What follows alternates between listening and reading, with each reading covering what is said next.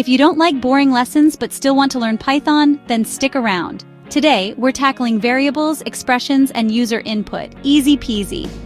First up, think of a variable as a name tag for your data. For example, Python x =, 10y =, hello z = 3.14. These can store numbers, text, or even decimals. And guess what? Python is dynamically typed, so no need to stress about types. Next, let's talk. They help us perform calculations and comparisons.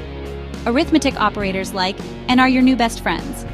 Python, a =, 5b = 2 print a plus b hash. Addition print a * b, hash multiplication print a ** b, hash exponentiation 5 squared = 25. Need to work with text? Python's got you covered with. You can access characters using indexing or extract parts with slicing. Python name = Python print name 0, hash output p print name 14, hash output yth. Finally, let's get interactive with. Used to ask questions and convert data types. Python name = input, enter your name, age = int, input, enter your age. Print, hello, plus name plus, you are, age, years old. Got it? Now here are some quick questions to test your skills. What does return in Python?